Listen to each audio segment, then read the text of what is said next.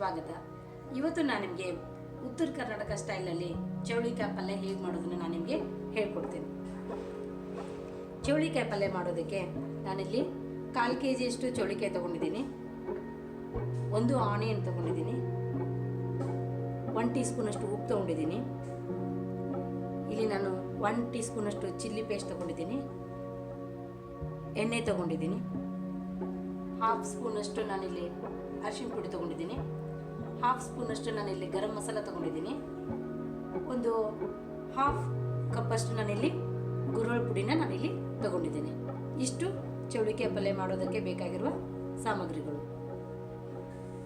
ಈಗ ಚೌಳಿಕಾಯಿನ ಸ್ವಲ್ಪ ಫ್ರೈ ಮಾಡ್ಕೋಬೇಕು.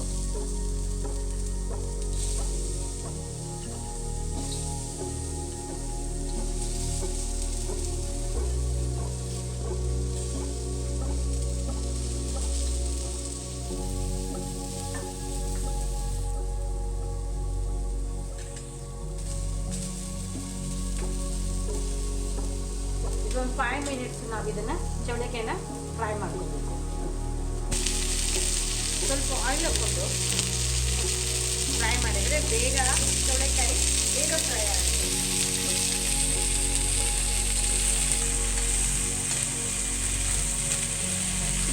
ಆಯಿಲ್ ಹಾಕಿದ್ರೆ ಈ ಥರ ನಾವು ಫ್ರೈ ಮಾಡಿದರೆ ಬೇಗ ಚೌಳಿಕಾಯಿ ಬೇಗ ಫ್ರೈ ಆಗುತ್ತೆ. ಚೌಳಿಕಾಯಿನ ಫ್ರೈ ಮಾಡಿದರೆ ಟೇಸ್ಟ್ ಚೆನ್ನಾಗಿ ಬರುತ್ತೆ. 5 ಮಿನಿಟ್ಸ್ ನಾವು ಚೌಳಿಕಾಯಿನ ನಾವು ಫ್ರೈ ಮಾಡ್ಕೋಬೇಕು. ಚೌಳಿಕಾಯಿ ಚೆನ್ನಾಗಿ ಆಯಿಲಲ್ಲಿ ಫ್ರೈ ಆಗಿದೆ. ಇವಾಗ ನಾನು ಗ್ಯಾಸ್ ಆಫ್ ಮಾಡ್ಕೊತೀನಿ. ಇವಾಗ ಚೌಳಿಕಾಯಿ ನಾನು ಫ್ರೈ ಮಾಡಿ ಒಂದು ಸೈಡ್ ಇಟ್ಕೊಂಡಿದ್ದೀನಿ. ಇದಕ್ಕೆ ನಾನು ಚಿಲ್ಲಿ ಪೇಸ್ಟ್ನ ಆ್ಯಡ್ ಮಾಡ್ತಾ ಇದ್ದೀನಿ.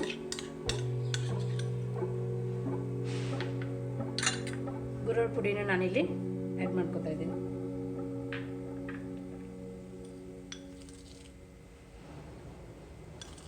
ಸಾಲ್ಟ್ ಹಾಕೋತಾ ಇದ್ದೀನಿ. ಗರಂ ಮಸಾಲ,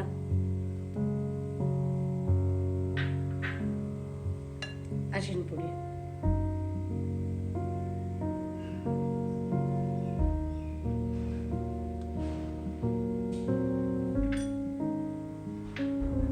ಇವಾಗ ನಾನು ಪ್ಯಾನ್ಗೆ ನಾನಿಲ್ಲಿ ಆಯಿಲ್ ಹಾಕೋತಾ ಇದ್ದೀನಿ.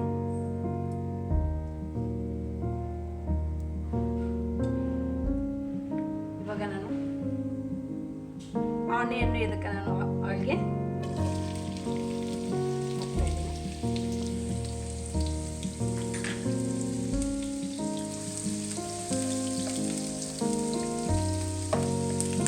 ಬ್ರೌನ್ ಕಲರ್ ಬರುತ್ತೆ ನಾವು ಫ್ರೈ ಮಾಡಿ.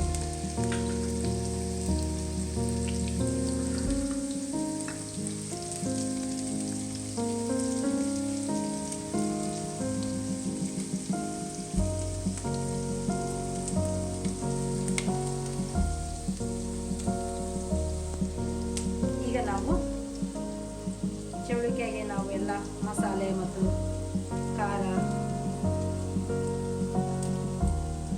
ಪುಡಿ ಇದೆಲ್ಲನೂ ನೀರಿನಿಂದ ನಾವು ಈ ಥರ ಮಿಕ್ಸ್ ಮಾಡಿಕೊಂಡು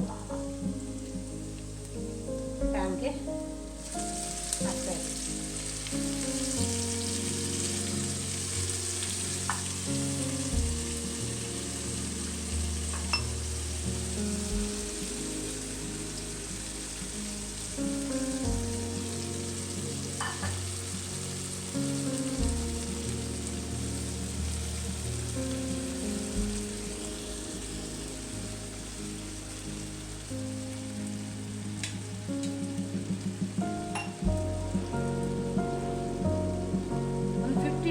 ಇದು ಬಾಯ್ಲ್ ಆಗೋಕ್ಕೆ, ಚೌಳಿಕಾಯಿ ಬಾಯ್ಲ್ ಆಗೋಕ್ಕೆ ಬಿಡಬೇಕು.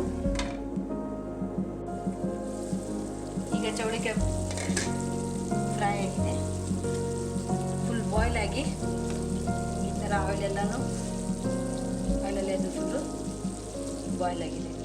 ಇವಾಗ ಚೌಳಿಕಾಯಿ ಪಲ್ಯ ರೆಡಿ ಆಗಿದೆ. ಈಗ ಚೌಳಿಕಾಯಿ ಪಲ್ಯ ರೆಡಿಯಾಗಿದೆ.